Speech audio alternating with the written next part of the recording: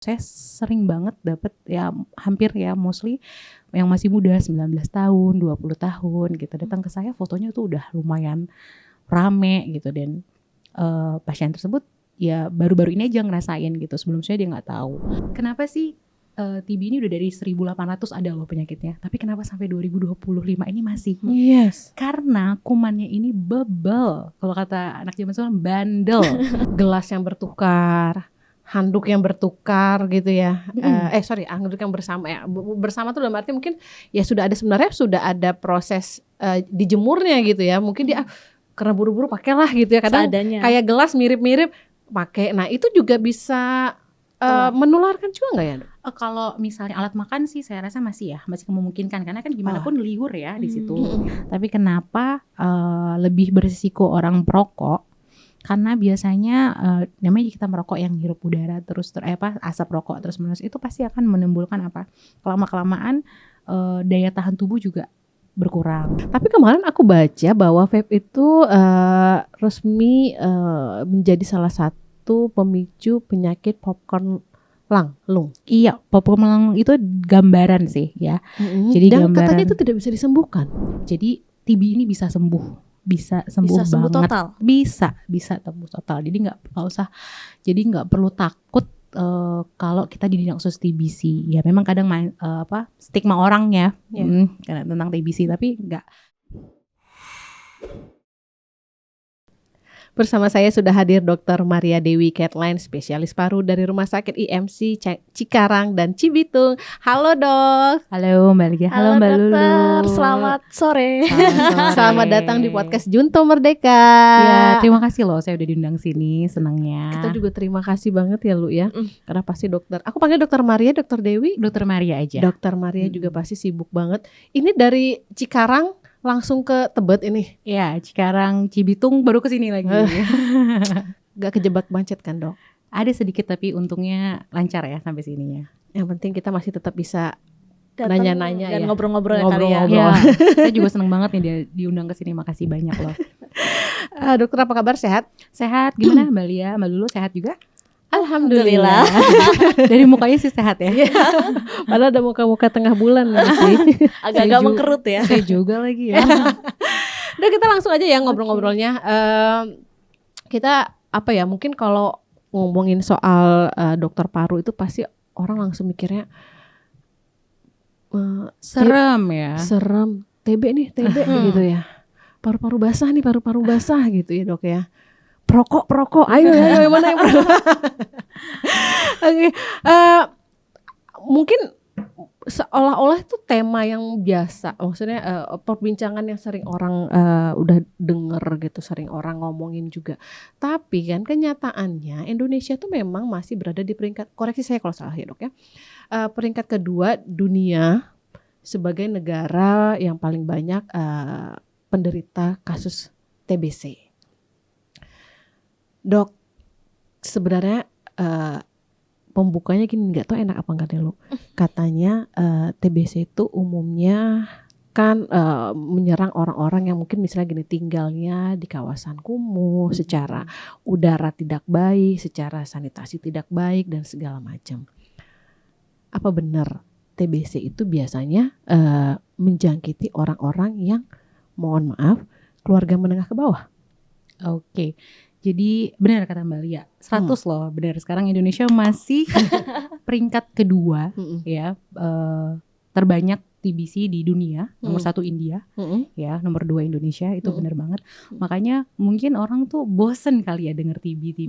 Tapi memang itu masih jadi masalah di Indonesia. Jadi makanya ketika saya diundang pengen ngebahas TB saya seneng karena sebagai dokter paru maupun orang bosen, saya harus tetap kasih tahu kalau ini masih jadi masalah dan ini banyak di sekitar kita.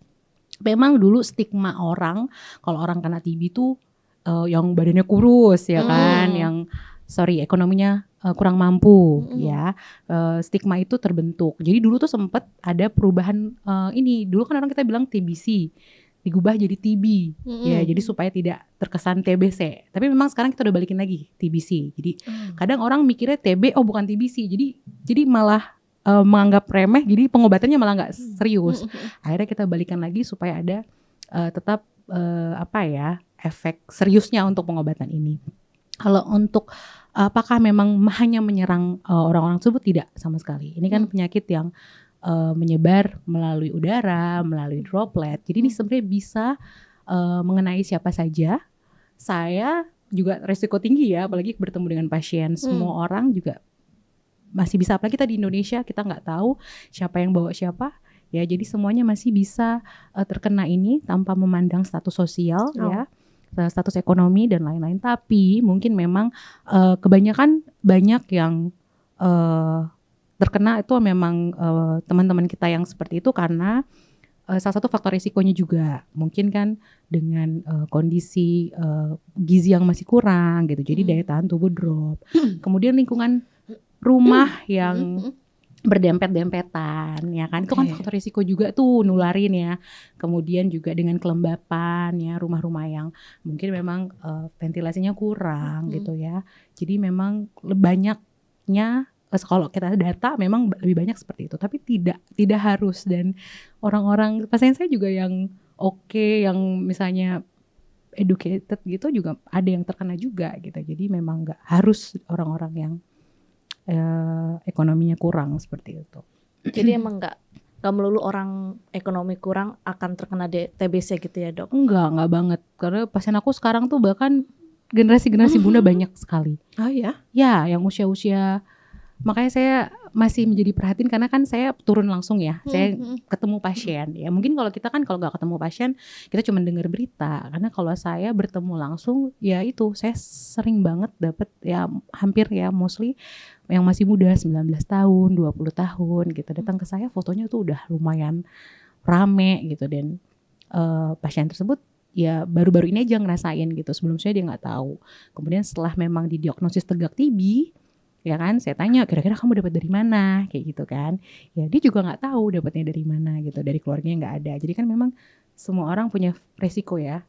Kira kita nggak pernah tahu saat itu kumannya itu lagi di mana atau kita lagi kehirupnya dari dapatnya mana ya. Jadi itu bisa menyerang semua golongan sih. Jadi memang kita harus waspada siapapun. Kayak saya kalau disuruh bahas TB saya selalu semangat. Terus juga tadi kan gini, Dok, tadi sempat risiko risiko besarnya itu bertemu dengan orang. Apakah TBC ini memang salah satu faktor penularannya dari kontak fisik, dari kita mungkin ngobrol atau gimana, Dok?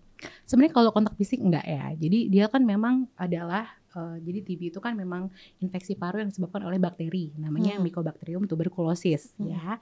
Dan kenapa sih TB ini udah dari 1800 ada loh penyakitnya, tapi kenapa sampai 2025 ini masih? Yes. Karena kumannya ini bebel, kalau kata anak zaman sekarang bandel ya. Dan kumannya tuh kecil banget, sekitar 0,5 mikromili. Jadi kalau kita tahu penggaris kita zaman dulu tuh 1 mili itu 1/1000-nya.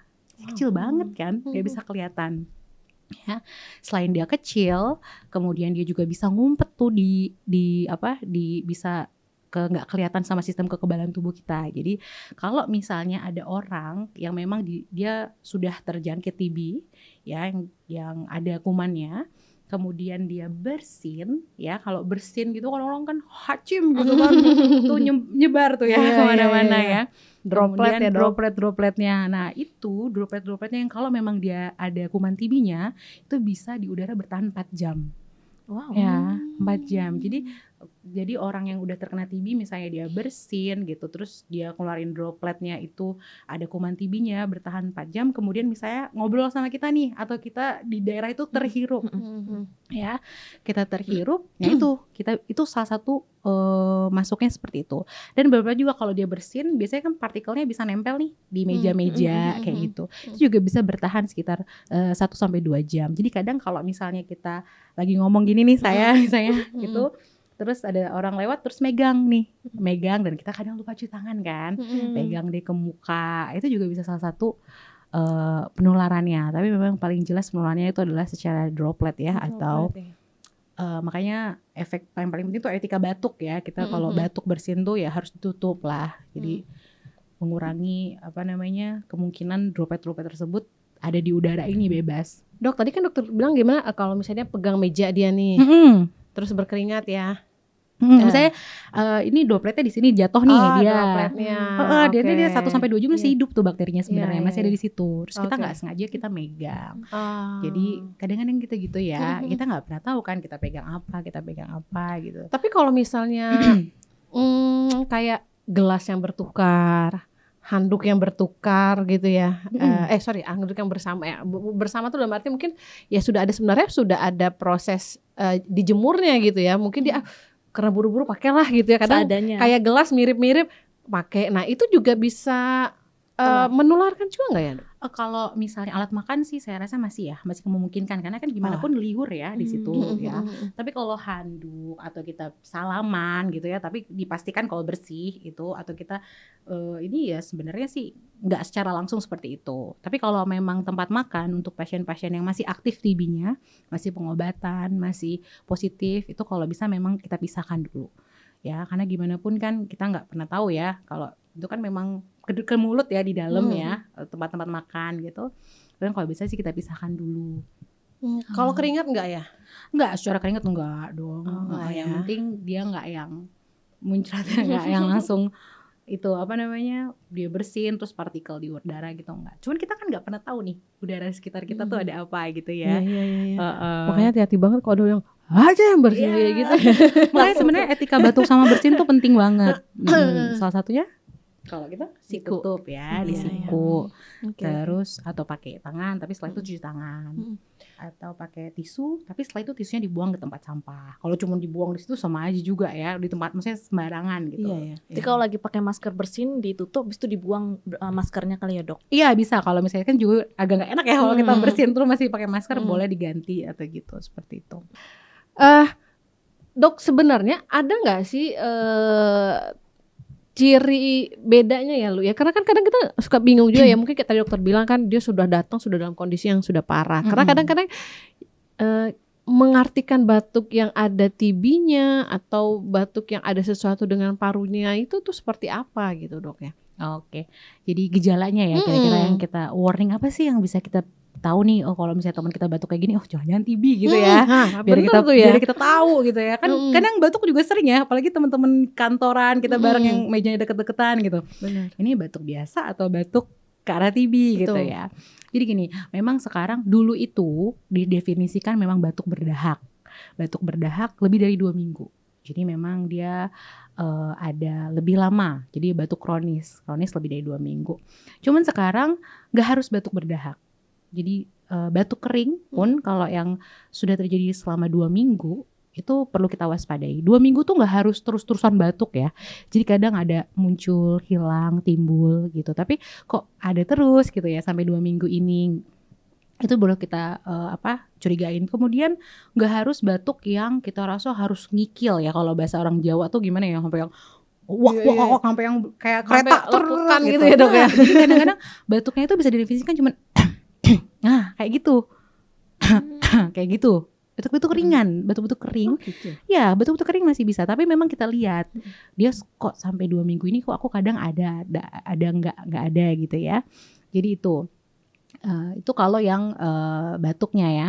Kemudian sebenarnya kalau biar gampang ya, TB itu kan gak cuma di paru ya, TBC itu gak di paru, dia ada juga di ekstra paru.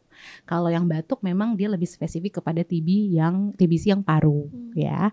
Tapi secara umum baik TBC paru maupun TBC ekstra paru, yang khas itu pertama adalah pasien pasti lemes, dia kayak kurang bernafsu untuk melakukan segala sesuatu gitu ya.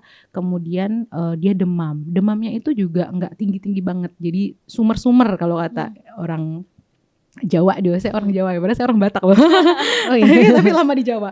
Jadi sumernya itu dan biasanya tuh khasnya tuh sore hari lebih sering. Jadi sore ke malam, Dok. Tuh sore ke malam, tapi kalau dihitung tuh kalau di suhu tuh ternyata nggak tinggi-tinggi banget, Dok, nggak sampai meriang gitu. Jadi kayak gitu. Kemudian penurunan berat badan tanpa ada sebab yang gak jelas. Dok, saya banyak makannya masih bagus gitu kan, oke, tapi kok berat badan makin turun terus ya. Kemudian juga ada keringat dingin malam hari. Keringat dingin malam hari tanpa beraktivitas ya. Ya, kalau misalnya malam hari beraktivitas keringatan kan itu beda lagi ya. Jadi keringat dingin tanpa ada aktivitas pada malam hari. Jadi kadang kalau saya biasanya nanya pasien, Pak, kalau bangun itu kadang padahal papa pakai AC, pakai kipas, itu bajunya basah atau enggak. Jadi kadang kayak gitu. Asya. Sorry. Nggak apa-apa Maaf, diangkat. maaf ya. Oke, kemudian itu salah satu yang umumnya ya. Kemudian kalau kita masuk ke TBC paru, biasanya itu dia batuk ya, spesifiknya batuk. Batuk, kemudian sama yang tadi juga sesak, kadang timbul sesak. Beberapa ada nyeri dada ya yang kalau jantung itu kan bedanya nyerinya biasanya kalau pas lagi kita serangan itu mostly di kiri atau dia nggak bisa menentukan, rasanya nggak enak aja dadanya. Tapi kalau paru dia bisa kadang-kadang dia bisa kasih tahu, oh di kanan, oh kadang di kiri, seperti itu. Jadi Rasanya nyerinya apa dok? kalau Ketusuk. kata pasien sih nyeri ya, kayak lebih nyeri aja. Mungkin ada juga efek karena mungkin dia batuknya lama. Kadang kita kalau batuk kan dada kita jadi nggak enak ya, otot kita jadi nggak enak, itu juga mungkin bisa. Tapi ada juga beberapa yang khas tuh kalau di fotonya ternyata oh lesinya ternyata memang banyak yang di sebelah kanan ya, wajar dia pasti nyeri di sebelah kanan kadang. Sama nyeri saat tarik nafas itu juga ada beberapa khasnya. Nyeri tarik nafas, jadi ada beberapa pasien kalau dia kena TB di lapisannya, jadi ada cairan di parunya, itu biasanya spesifik seperti itu. Jadi pas narik nafas tuh rasanya nyeri gitu. Itu kalau yang di TBC paru ya. Kalau nanti di ekstra paru ya sesuai di apa. Biasanya kalau tulang belakang ya itu biasanya dia rasa nyeri ya kan. Kemudian sampai ada apa efek susah untuk, namanya juga tulang belakang kena syaraf juga ya, susah untuk miksi, buang air kecil sampai BAB seperti itu. Terus kalau misalnya apa, kelenjar ya pasti ada benjolan di kelenjarnya. Kemudian TB apa lagi ya, TB tulang itu kan biasanya khas juga nih tulang yang mana. Kalau TB ke otak juga biasanya kaku kuduk, biasanya kejang, jadi gitu. Jadi ada gejala generalnya dan juga ada gejala yang khasnya. Jadi mungkin kadang ada pasien dia nggak ada batuk. Dia nggak ada batuk, dia bersih gitu kan. Tapi ternyata dia ada benjolan nih di kelenjarnya, benjolan ya. Kemudian ternyata pas dicek ke dokter bedah, diperiksa, oh ternyata gambaran TB. Ternyata itu benjolan diakibatkan oleh TB. Padahal fotonya bagus, dia nggak ada sesak, dia nggak ada batuk ya kan. Tapi ininya TB, ya kita obati sebagai TB ekstra paru. Jadi itulah makanya kenapa TB ini apa ya, kesannya tuh kalau orang kan mungkin TB sih, tapi memang susah banget untuk kita tuh iniin TB-nya. Susah dideteksi atau susah diobati? Oh enggak, kalau diobati bisa diobati. Tapi gitu. kan sorry dok, dalam banyak case juga panjangnya pengobatan buat orang jenuh. Betul banget ya. Nah makanya tadi saya bilang yang terjadi sebenarnya kasus di Indonesia ini meningkat, apakah karena tadi ya tingkat kemiskinan ya, kita bisa bilang ya tingkat ekonomi yang di bawah itu semakin tinggi dengan kondisi rumah dan kesehatan lingkungan dan segala macamnya, atau karena pengobatan nggak pernah tuntas karena lelah ya? Ya. Atau satu lagi tadi ya itu telah terdeteksi gitu kan? Ya makanya ada pemerintah punya program TB ya, namanya TOS, temui obati sampai sembuh. Itu adalah program pemerintah. Karena gimana pun kita ada target 2030 Indonesia bebas TB gitu loh. Ya, jadi itu PR saya juga nih sebagai dokter paru. Jadi intinya makanya kalau ada kayak gini saya senang ya, biar terus mengedukasi walaupun bosen mendengarkan TB tapi tetap harus orang tahu ya tentang ini. Jadi memang nggak cuma hanya dari dokter paru ya. Jadi memang harus simultan ya, dari semuanya kita bekerja sama. Hal-hal simple aja. Mungkin ya seperti saya sebagai dokter ya harus lebih cermat ya melihat pasien, karena gimana pun pasien saya kan paru pasti datangnya batuk, sesek ya kan. Ya, jadi gimana kita tahu benar-benar oh ini ke arah TB, ini bukan ke arah TB. Jadi dari situ, dari dasar itu juga perlu. Kemudian pada pasien yang sudah kita diagnosis TB, itu harus kita edukasi. Edukasi nggak cuma ke pasien, tapi ke keluarga pasien juga, ya. Jadi ke pasiennya harus minum obat. Nah itu benar kata Mbak Lia. Kalau minum obatnya 6 bulan ya, 6 bulan itu kan lumayan ya untuk orang yang harus minum obat setiap hari. Jadi kita memang butuh juga motivasi keluarga, dukungan keluarga. Jadi nggak cuma hanya pasiennya, keluarga juga kita edukasi, ya. Jadi supaya pasiennya itu tuntas minumnya. Jadi nggak karena biasanya pasien TB itu sebulan 2 bulan tuh pasti udah langsung enakan. Dia udah ngerasa enakan. Sampai dia ngerasa ngapain sampai 6 bulan, orang udah enakan 2 bulan. Nah, tapi resikonya itu adalah kalau dia berhenti di tengah jalan, kumannya itu belum 100% mati gitu loh. Bisa lebih parah nggak? Bisa jatuhnya kumannya lebih pinter jadi dia resisten. Jadi akhirnya TB resisten obat itu ya. Jadi kenapa pengobatan TB 6 bulan itu tuh kan nggak mungkin sembarangan ya kita langsung tembak 6 bulan. Kalau saya disuruh milih saya sebenarnya minta 2 minggu aja. Tapi itu kan udah sesuai dengan apa namanya Standar ya.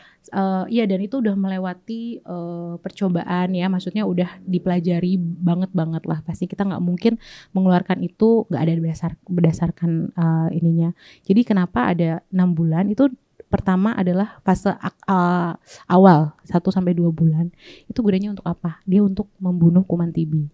Kemudian 3 sampai 6 bulan ini kita bilang fase lanjutan. Obatnya lebih dikit daripada yang fase awal. Ini kenapa? Untuk benar-benar menetralisir kuman-kuman yang di situ. Karena kumannya kecil banget ya. Jadi dia mungkin bisa ngumpet-ngumpet di mana-mana. Ya, jadi makanya kenapa harus ada fase awal dan lanjutan. Dan kenapa jadinya at the end jadi lama banget 6 bulan ya. Seperti itu. Jadi memang kenapa salah satu faktor ya masih banyak kasusnya itu yaitu kadang-kadang memang tingkat kepatuhan ya. Sama satu lagi kadang-kadang kalau lupa nih, misalnya saya terkena ya, kemudian saya nggak mau ngomong ke sekitar saya, ya kita kan nggak pernah tahu apakah dia sudah menularkan atau enggak. Jadi makanya ada program juga tuh di puskesmas, kalau memang sudah ada orang yang terjangkit pasti akan disuruh nanti satu rumahnya yang sering kontak ya, yang sering kontak ya, enggak itu soal itu datang dan kita periksakan. Jadi kita cek juga apakah ada TB-nya atau enggak. Jadi kadang kita nggak tahu ternyata saya udah ada TB tapi dia masih belum bergejala gitu kan. Jadi memang itu perlu. Jadi karena gini, kalau misalnya suaminya kita obatin gitu ya, istrinya ternyata juga ada gitu kan, sama aja percuma bohong. Jadi kayak lingkaran setan ya. Kalau memang pas istrinya memang ada tapi kita nggak ketemu, walaupun suaminya berobat kan masih bisa, mereka masih kontak selalu. Jadi masih memungkinkan untuk terjadi infeksi itu. Jadi itu kadang-kadang. Dok, TB ini bisa sembuh atau kalau udah sembuh bakal terjangkit lagi atau mudah tertular atau seperti apa, Dok? Oke, jadi TB ini bisa sembuh. Bisa sembuh banget. Total? Bisa sembuh total. Jadi nggak perlu takut kalau kita didiagnosis TBC. Ya memang kadang stigma orang ya tentang TBC, tapi nggak. TB ini bisa disembuhkan ya. Obatnya juga sudah ada. Kita juga udah tahu kumannya, obatnya udah tahu gitu, dan bisa disembuhkan ya. Jadi TB ini bisa disembuhkan, minimal pengobatannya memang 6 bulan saat ini. Sekarang lagi sebenarnya ada bocoran dikit tapi mungkin udah pada tahu ya, karena sekarang lagi dikembangkan sebenarnya sama WHO itu, kita lagi berusaha untuk mempersingkat jadi 4 bulan ya, tapi memang masih dalam proses penelitian gitu. Jadi memang sekarang kita masih pakai 6 bulan, mudah-mudahan segala rilis jadi bisa lebih cepat ya. Jadi sampai saat ini masih minimal 6 bulan. Kemudian dia bisa kita nyatakan sembuh nanti pasien tersebut, kemungkinan untuk terjangkit lagi. Oke, kalau kemungkinan terjangkit lagi itu masih tetap ada, selalu ada resiko untuk reinfeksi lagi ya, relapse kalau kata kita. Itu kalau pasiennya satu, dia tidak menjaga daya tahan tubuhnya ya, jadi dia imunitasnya turun gitu kan. Kemudian ya itu mungkin dia nggak tahu kalau orang sekitarnya juga ternyata dia ada kuman TB-nya di situ ya kan. Sebagus-bagusnya dia sudah minum obat selama 6 bulan, ketika dia, apalagi kalau dia udah lansia kan daya tahan tubuh menurun ya, atau kena gula, atau satu lagi yang paling berbahaya HIV AIDS ya. Jadi ini juga faktor resiko besar banget kena TB. Terus ternyata orang di sekitarnya masih gitu kan, daya tahan tubuhnya juga rendah, ya bisa terkena lagi, jadi bisa pengobatan lagi. Itu coba kita lihat dulu, TB-nya masih yang sensitif obat atau yang resisten obat gitu. Jadi beberapa pasien saya juga banyak yang udah bekas TB relapse lagi. Itu juga bisa. Dok, ini kayaknya pengalamanku ya. Aku kan kalau seandainya radang, aku punya radang, sekalinya udah sakit kena radang tuh awalnya batuk, terus demam, pilek, dan akhirnya batuknya tuh sampai 2 minggu, Dok. Sampai lama lah. Dan batuknya kayak dokter bilang gitu kan. Akhirnya aku cek ke puskesmas gitu, bilang kalau seandainya aku batuk 2 minggu nggak sembuh-sembuh. Akhirnya disuruh untuk cek dahak. Sedangkan batuknya itu nggak bisa keluar, Dok. Terus kayak dicoba tetap nggak bisa gitu. Terus memang pengecekannya harus pakai dahak atau bisa pakai misalnya air liur atau seperti apa sih, Dok? Iya, memang kalau TB itu kita TBC memang diagnosis kalau TB paru ya. Hmm. TB paru kita diagnosisnya dengan pemeriksaan sputum, dahak ya memang. Memang banyak juga pasien yang kan nggak semuanya ya bisa keluar dahak, tapi ada beberapa kadang-kadang kita bisa kasih tips and trick beberapa pasiennya. Ada yang bilang kan biasanya pagi ya, dahak pagi ya dimintanya. Karena kenapa? Karena itu kayak dianggap akumulasi. Jadi setelah kita tidur tuh akumulasinya. Jadi ada juga yang bilang paginya malamnya suruh agak sedikit beraktivitas. Jadi nanti pas itu bisa menginduksi dahaknya. Atau kadang kita juga saya bisa bilang ke pasien, Pak coba minum teh manis, karena teh manis bikin gatel ya. Jadi kadang-kadang bisa menginduksi si dahak gitu. Atau kita juga ada di rumah sakit atau puskesmas kalau misalnya masih nggak bisa, namanya induksi sputum. Jadi kita pakai uap ya, usahakan untuk diuap gitu. Jadi harapannya dengan menguap itu dahaknya tersebut yang lengket-lengket tuh bisa lebih encer karena hangat ya, jadi bisa keluar. Jadi tetap kita usahakan diperiksakan dahaknya ya. Kemudian kalaupun pasiennya tidak bisa, ya tetap kalau di puskesmas kan biasanya nggak ada foto ronsen tuh. Biasanya kalau memang dokternya juga masih curiga ke arah situ, ya biasanya kan akan dirujuk dan kita foto. Ya, dan lihat dari foto tuh biasanya ini khas TB atau enggak. Biasanya seperti itu. Kita juga nggak akan mungkin maksa pasien sih keluar gambaran paru kita kalau kita memang terdeteksi TB itu kayak apa ngeri? Oh gini, gambaran khasnya kalau saya bilang ke bahasa medis kan agak susah ya. Jadi kalau saya tuh paling seneng kalau lihat foto ronsen tuh saya kasih tahu ke pasiennya, ya ini tuh paru kanan Pak, ya kan, ini paru kiri. Paru itu biasanya di foto ronsen akan terlihat hitam. Ya kalau yang putih-putih Bapak lihat itu tulang rusuk Bapak gitu ya, atau jantung kan kelihatan putih ya. Jadi biasanya paru dengan TB itu kayak ada gambaran infiltrat kalau kita namanya sebutin. Jadi kayak gambaran awan kecil-kecil terutama di bagian atas, di apexnya, karena itu oksigennya yang paling banyak. Jadi TB lebih seneng di situ kumannya. Gitu. Jadi gambarannya seperti itu. Kalau mungkin ada contohnya mungkin lebih gampang ya. Tapi kalau pasien tuh pasti oh iya ya dok ya gitu kan. Oh iya ya banyak putih-putihnya gitu. Kalau orangnya bilangnya putih-putih, kalau Flek gitu ya. Flek atau saya sih lebih senangnya awan-awan Pak. Banyak awan-awannya ya, lebih putih ya gitu kan. Harusnya kan ini hitam sebenarnya gitu. Jadi seperti itu khasnya biasanya TB. Sama nggak ketika misalnya yang kondisi terpapar ini anak-anak dengan orang dewasa, kondisi parunya tuh nanti akan sama nggak ya? Oke. Kondisi paru hampir mungkin sama ya, tapi biasanya kalau pada orang dewasa biasanya lebih jelas. Kalau anak-anak tuh kan masih kurang yang karena itu kan memang kronis ya. Jadi gambarannya berusaha lebih bukan cetok banget ya, jelas banget kalau di orang dewasa. Kalau pada anak-anak kadang-kadang masih kurang terlalu. Tapi biasanya kita lihat klinisnya anaknya sih, ya seperti balik lagi. Kok batuk pilek nggak sembuh-sembuh lebih dari 2 minggu. Kemudian kalau masih kalau udah besar sih sebenarnya kayak umur 7 tahun tuh udah bisa kita cek dahak, udah bisa kita kasih tahu ya. Tapi kalau masih balita kan kita nggak mungkin ya periksa dahaknya.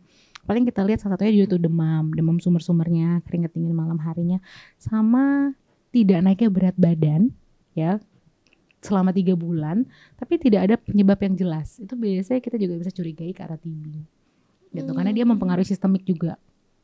Kalau 3 bulan misalnya kita punya saudara anak gitu ya. Biasanya kan kalau anak kan posyandu pasti dicek ya setiap bulan tuh ya. Di bawah 5 tahun tuh pasti balita kan pasti dicek. Nah, kalau 3 bulan ini kok anak saya nggak naik-naik ya garis ininya, atau dia tetap aja gitu, atau cenderung turun selama 3 bulan, tapi udah pastikan nggak ada yang lain ya, misalnya pas lagi dia GTM, gerakan tutup mulut kan nggak pasti akan ngaruh ya. Oh nggak GTM kok, terus makannya lancar gitu kan, nggak ada masalah. Kemudian aktivitas juga ya aktivitas seperti biasa gitu ya, itu mungkin kita bisa curigai. Sama ada kontak nggak juga ya, mungkin neneknya, mungkin saudaranya, mungkin tetangganya gitu kan, kita nggak pernah tahu ya. Ini nih sulit yang bicara soal mencari kontaknya dengan siapa. Itu sih memang itu juga sulit sih memang. Iya karena kadang-kadang kan kita tuh nggak pernah ya, karena mungkin kadang sesama keluarga atau orang dekat gitu, nggak mungkin lah ya dia gitu ya. Akhirnya ya mungkin akhirnya menebak-nebak gitu kan. Siapa nih. Nah dok, kan TBC ini kan bisa ditanggulangi dengan vaksin ya. Saat ini lagi dikembangkan nah, ya. presentasinya berapa persen dok untuk bisa terhindar dari TBC itu? Oke, jadi kalau yang lagi dikembangkan kan vaksin dewasa. Ya, Hmm. kalau kita ada tuh vaksin anak BCG, BCG. ya. BCG itu secara ini sebenarnya dia bisa mengcover 70-80% kalau pada anak-anak ya. Kalau misalnya sudah divaksin, ya. Tapi ya dengan catatan lagi, walaupun udah divaksin ya kita harus perhatikan juga kan gizinya. Kemudian kalau udah divaksin ternyata memang berdekatan sama orang atau orang tuanya yang ya memang lagi aktif banget kena TB, itu juga masih memungkinkan.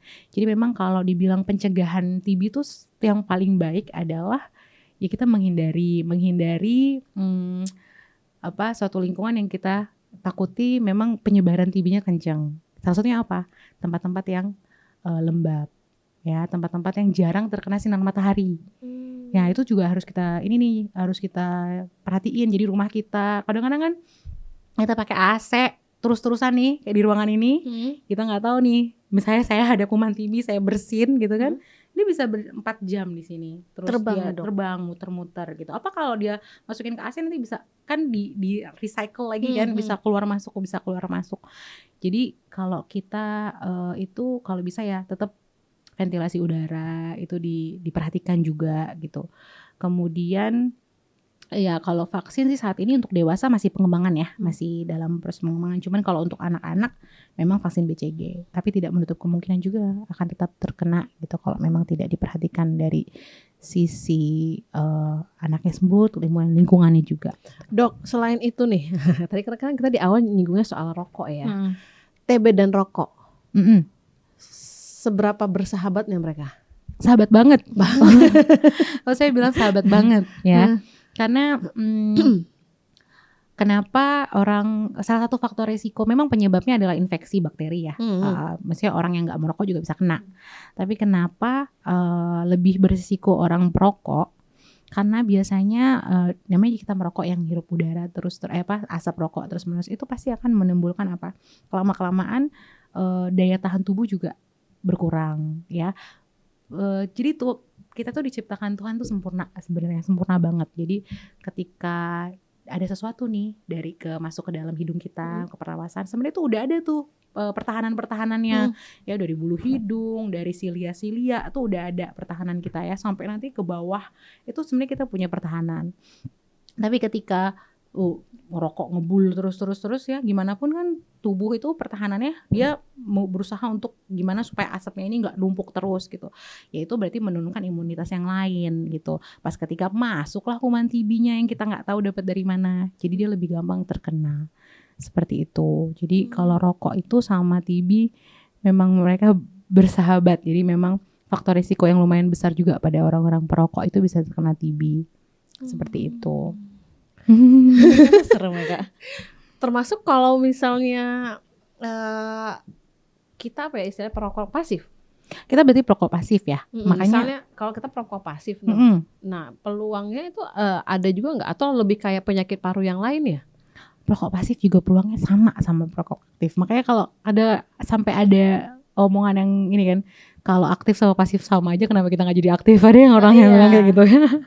Jadi memang sebenarnya benar juga, memang pasif itu juga sama resikonya dengan yang aktif. Karena gimana pun kan itu asap tetap kita hirup ya.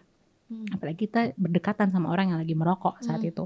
Jadi tetap faktor resikonya juga besar. Apalagi terus menerus.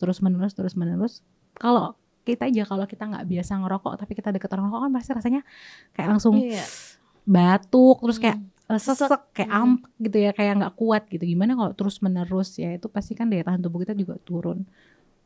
Padahal banyak juga pasien saya, ini jadi agak melenceng dikit ya, maksudnya pasien saya kalau waktu saya ketemu curiga ke arah kanker kanker paru itu justru ibu-ibu yang perokok pasif dari suaminya biasanya. Jadi memang ya itulah, kita memang kalau bisa sih rokok kita hentikan rokok. Dok, tapi TBC ini bisa kemudian ujungnya terparahnya kanker paru nggak sih? Bisa. Jadi ada memang ini udah lebih agak dalam ya bahasannya, cuman ada memungkinkan. Jadi pasien-pasien TB bisa untuk berkembang tadinya menjadi kanker, atau kadang-kadang itu barengan. Jadi dia ada kankernya, ada juga TB-nya, itu juga bisa.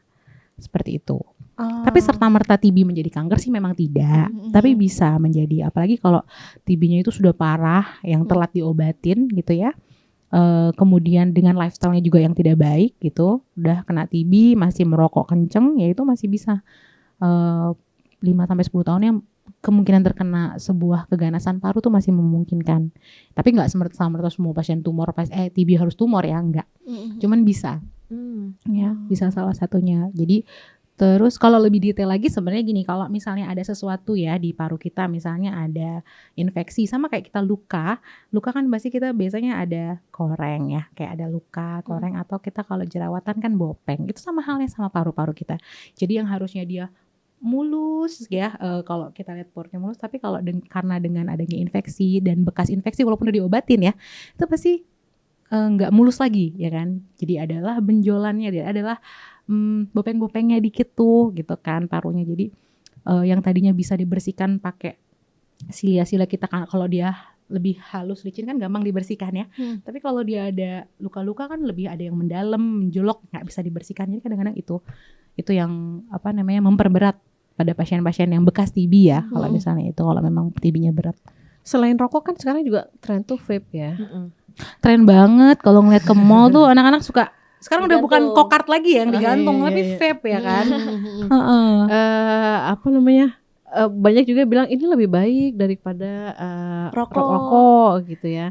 Tapi kemarin aku baca bahwa vape itu resmi menjadi salah satu pemicu penyakit popcorn lung. Iya, popcorn lung itu gambaran sih ya. Jadi Dan gambaran. katanya itu tidak bisa disembuhkan. Iya, kalau untuk dalam waktu yang lama memang enggak. Nanti serem kan? Coba-coba itu apa? Popcorn lung ini, kalau popcorn kan nonton enak Enak ya. Nah, kalau yang ini gimana nih? Enggak, Dok? jadi gini, vape ya. Vape sama rokok ya. Saya juga kalau saya lihat ya jalan ke mall, saya suka geleng-geleng kepala ya sama anak-anak zaman sekarang ya. Banyak banget digantungin ya, dikalungin ya vape-nya itu. Ada yang bilang karena lebih wangi, lebih kan bisa Ada berasa rasa rasanya. tuh ternyata katanya. Ada rasa ini, saya juga oh iya, lebih manis juga katanya. Tapi sebenarnya sama aja. Sama-sama tetap ada zat-zat kimia yang terkandung di dalamnya. Cuman bedanya kalau rokok kita bakar kan, kalau ini kan dipanaskan, ada mesinnya gitu kan. Kemudian popcorn lung disease itu adalah suatu gambaran di mana, jadi kalau kita belajar paru itu paru itu kan kayak pohon ya, pohon bronkus bercabang-cabang sampai ujungnya itu namanya alveolus. Jadi kayak buah-buahnya tuh alveolus lah ya. Kayak balon-balon di bawahnya gitu ya. Alveolusnya gitu. Jadi kalau orang sudah misalnya terkena vape, maksudnya vape yang udah lama dia menumpuk, jadi ukurannya dari partikel-partikel yang ada di dalam vape itu tuh sangat kecil. Jadi dia mungkin 1 mikro. Jadi kalau misalnya 1 mikro tuh bisa langsung, jadi kalau kita hirup bisa langsung ke alveolus. Ya, jadi makanya itu yang bahaya. Jadi kecil-kecil banget ya. Sama kayak TB juga gitu, kecil. Jadi dia bisa langsung, kalau udah terlalu banyak, dia bisa langsung masuk ke alveolus. Tapi kalau yang masih besar-besar, ukuran 10, sebenarnya itu bisa langsung hilang dari saluran nafas atas kita tuh, bisa bersin, ya kan? Bersin kan salah satu pertahanan juga ya. Itu kalau partikelnya masih bisa ke deteksi dengan ukuran yang masih besar itu masih bisa. Tapi kalau sudah kecil seperti itu, dia langsung bisa masuk ke alveolus ya. Tubuh pertahanannya atas tuh masih udah nggak bisa ngelawan gitu, langsung masuk karena saking kecilnya. Numpuk lah dia di situ sampai akhirnya dia ya berinflamasi ya kan, inflamasi, kemudian tubuh juga mengeluarkan sistem pertahanan ya. Intinya lama-lama yang tadinya dia berbentuk alveolusnya tuh kayak anggur-anggur gitu ya, lama-lama jadi bentuknya tidak beraturan seperti akhirnya gambaran popcorn gitu. Jadi itu Gerundul-gerundulan gitu. Ya, gerundul-gerundulan kayak gitu. Jadi yang disebut kalau di fotoronsen tuh khas, fotoronsen atau CT scan nanti itu khas banget. Cuman ya memang itu kejadiannya biasanya sih di luar ya. Walaupun di Indonesia saya juga yakin pasti ada juga ya. Cuman masih belum terlalu hits, belum terlalu yang ini banget, ngetren banget. Cuman ya bisa terjadi sampai seperti itu ya. Nah, Dok, Satu dulu. ini ngomongin vape tadi ya gitu. Semuanya saya jawab kok. Kali ya, atau boleh. kan kayak tadi vape ya dok, rasanya banyak, ada yang strawberry, ada yang pisang dan segala macam. Boleh sambil minum ya dok? Oh iya. Terus kadang kalau kita hirup ya, aku kalau ngirup, ih enak wanginya gitu, jadi pengen. Gitu. Sedangkan beda sama si rokok. Kalau rokok kan asapnya itu sangat mengganggu gitu. Apakah asap vape juga sangat berbahaya seperti rokok dok? Iya, jadi itulah memang ya mungkin daya tariknya sama pemanisnya. Jadi mikirnya kan kalau orang rokok konvensional tuh kita kan bau ya, terus ya nggak enak lah pokoknya. Tapi kalau vape itu kan ternyata dia itu kan suatu liquid yang dipanaskan dengan mesin ya. Jadi liquidnya itu bisa ternyata wangi-wangian, kemudian lebih manis lah kalau kata orang, jadi lebih enak. Cuman tetap aja walaupun banyak yang bilang kadar nikotinnya sangat rendah, tapi dia tetap mengandung. Kemudian zat-zat wangi-wangian tersebut itu kan juga kalau udah dipanaskan dan kita hirup itu kan juga satu jadi partikel-partikel molekul yang akan masuk ke dalam tubuh kita ya. Jadi suatu kimiawi, zat-zat kimiawi yang akan masuk juga gitu. Jadi tetap berbahaya. Walaupun memang orang ngeklaimnya dia lebih aman nih. Ini pengganti rokok nih kalau kata orang-orang. Tidak. No. Tidak ada yang lebih baik ya. Lebih baik tidak dilakukan. Lebih baik tidak merokok. Tidak merokok dan tidak nge-vape. Dok, tapi mungkin sebelum kita ke terakhir nanti mitos dan fakta, pengen tahu kalau dokter sendiri pernah nanganin case berkaitan dengan orang-orang perokok atau vape, itu pernah yang separah apa ya dok ya? Atau ini levelnya sebenarnya kandungan dari dua ini agak better mana, atau ya nggak ada yang kayak tadi, nggak ada betternya juga, dan secara pengobatan juga sama-sama bisa menyebabkan penyakit kanker dan segala macam? Nggak ada yang lebih baik. Dan mana lebih baik, rokok dan vape? Tidak ada yang lebih baik, dua-duanya nggak baik ya kalau misalnya itu. Kalau secara pengalaman saya rata-rata gini nih, kalau misalnya saya dapat pasien ya, Bapak biasanya kan kita sebagai dokter paru pasti dong kita screening riwayat merokoknya. Itu pasti penting kita tahu ya. Bapak atau Mas ngerokok nggak? Pasti bilangnya enggak, cuman nge-vape. Nah itu. Jadi kadang mereka pikir kalau vape itu tidak sama dengan merokok tidak sama dengan vape mungkin ya pemikirannya. Jadi rata-rata kalau yang murni mungkin disebabkan oleh vape saya nggak ada, tapi rata-rata pasien saya yang datang misalnya kalau dia sakit TB, even satu hal lagi pernah pasien pneumotoraks seperti itu. Jadi parunya itu bocor, kemasukan udara ya kan, ya bocor paru. Itu biasanya disebabkan karena pemakaian vape-nya dia. Jadi kalau kita cari tahu lagi, oh ternyata dia tidak merokok memang. Dulu merokok dok, tapi sekarang saya nge-vape gitu. Jadi pas saya tanya merokok atau enggak, jawabnya enggak. Tapi kalau digali lagi, dulu iya dok, saya udah gak ngerokok kan. Bilangnya enggak, beneran gak ngerokok, enggak gitu. Tapi ternyata pas digali lagi, saya tapi ganti nge-vape dok gitu. Karena dia tidak menganggap vape itu sebagai rokok gitu ya. Jadi kasus-kasusnya memang seperti itu. Jadi salah satunya TB, oke. Kemudian yaitu pneumotoraks bisa, yang paling saya pernah dapat sih pneumotoraks sama efusi pleura. Jadi gambarannya itu ada cairan di paru-parunya.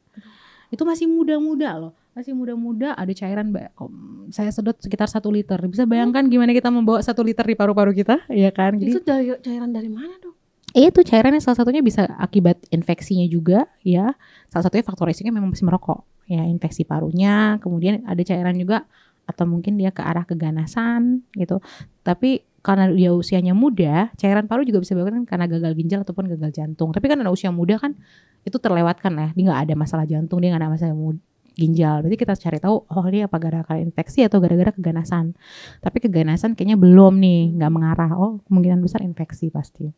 Ya akibatnya dia ada cairan di paru-parunya. Jadi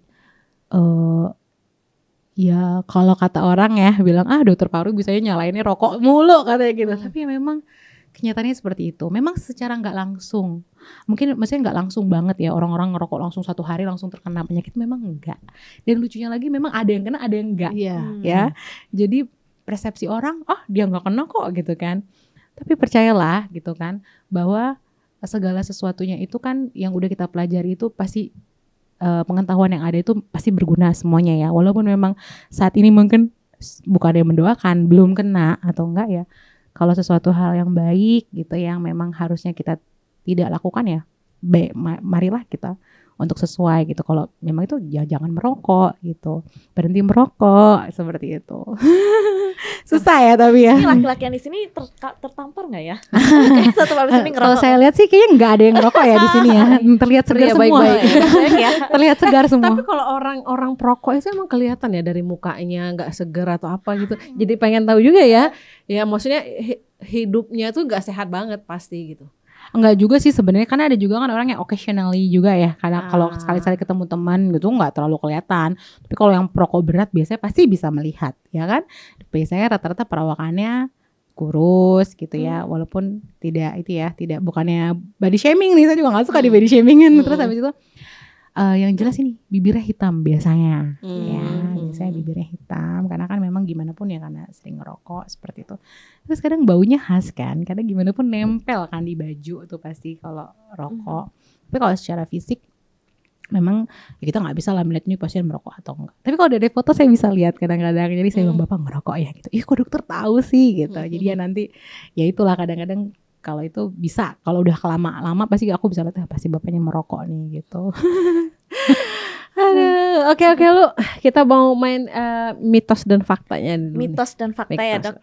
Mitos atau fakta? Jeng jeng. Jeng jeng jeng jeng jeng. Semua batuk disebabkan oleh infeksi. Mitos fakta dok. Saya yang jawab nih, kirain kita jawab bareng-bareng nih. Mitos dong, mitos. nggak semua batuk disebabkan oleh infeksi. Contoh ya, kita kalau lagi seret aja, kurang minum, kadang jadi batuk kan, pasti tenggorokan kering, itu bisa jadi batuk. Jadi tidak semua batuk disebabkan oleh infeksi. No, kita harus perhatikan juga. Batuk keselak juga nggak ada infeksi kan? Keselak makanan, batuk.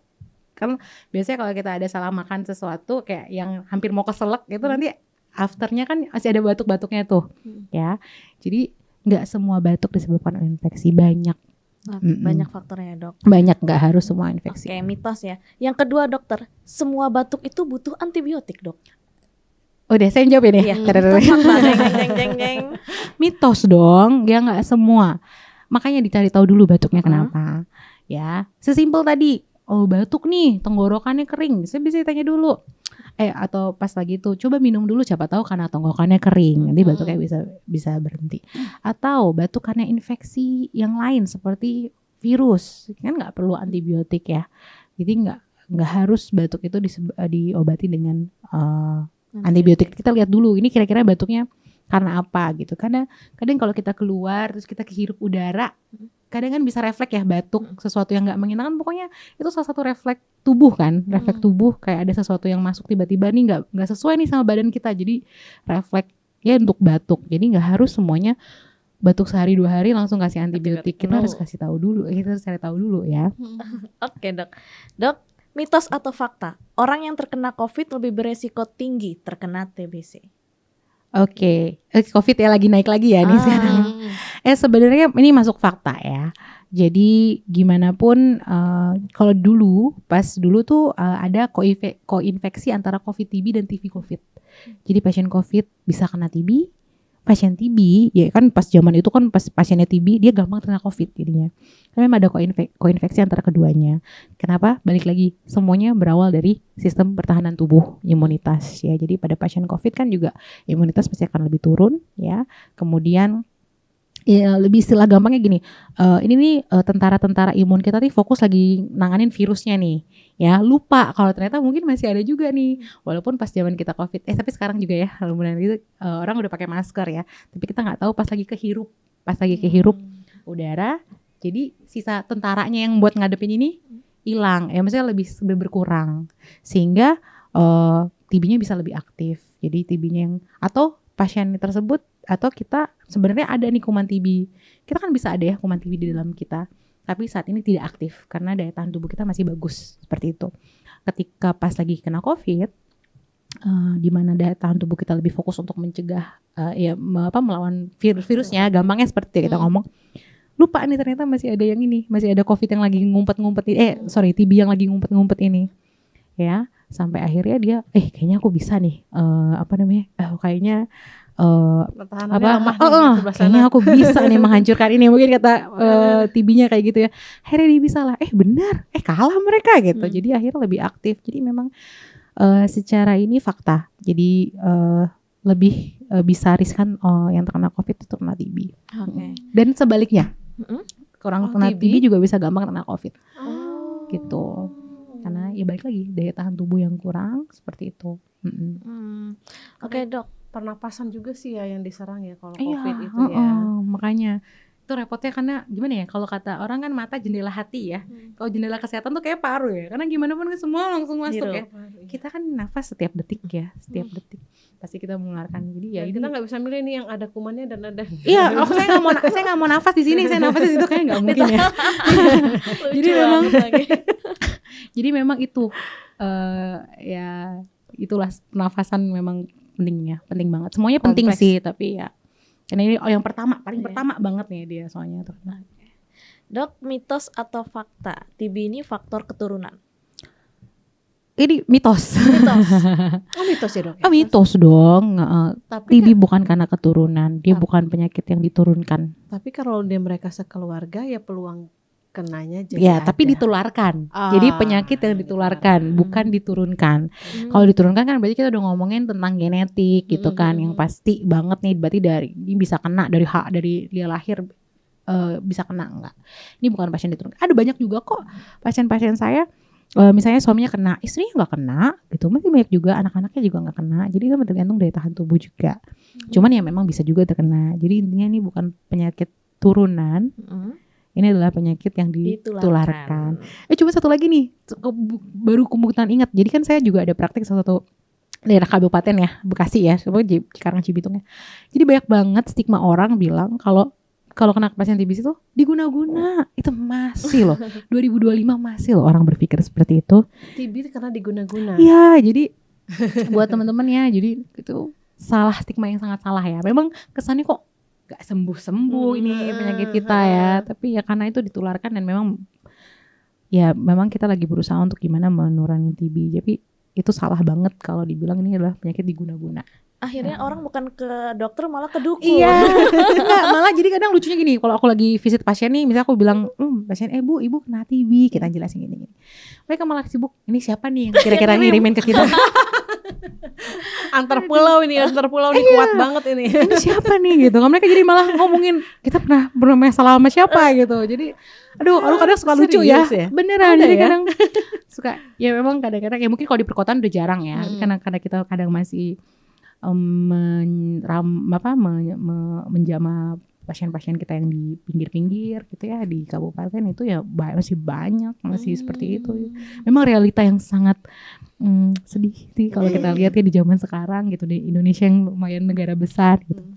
Makanya kita perlu podcast ini terus ya supaya mengedukasi. Siapa? Aku boleh dong satu mitos atau fakta satu lagi? Enggak, langsung aja. Oke. Dok, Mitos atau fakta? Jeng. kalau tidur di lantai itu juga menyebabkan paru-paru basah. Mitos. Itu mitos banget ya. Sebenarnya nggak harus karena intinya adalah daya tahan tubuh dan kita tertular dan kita kehirup bakteri tuberkulosis gitu. Kalau orang bilang tidur di lantai bikin paru-paru basah, Tangan ya kan, tangan keringat. Ya, itu kan salah satu ini TB kan, namanya ciri khasnya kan, yang keringet dingin malam hari, keringetan berlebihan kadang-kadang. Jadi nggak ada hubungannya sih. Ada juga kemarin pertanyaannya, jadi ini mitos ya. Sama satu lagi, dok bener nggak sih kalau kita pakai kipas ngadep ke badan itu juga bikin paru-paru basah, ya kan? Nah itu juga saya bilang mitos. Tapi saya balikin lagi gini, tapi gini dulu Pak, Bapak pastiin dulu kalau memang kipas yang Bapak pakai tuh bersih. Karena kita jadi kadang dulu kipas muter tuh kadang udah sampai berdebuan, Bapak masih pakai.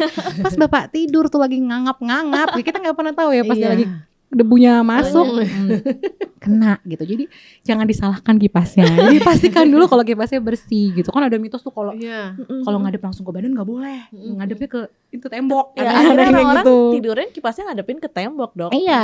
Biar nggak pantulin katanya Iya. ya. Biar anginnya nggak langsung soalnya nanti bisa paru-paru basah. Iya.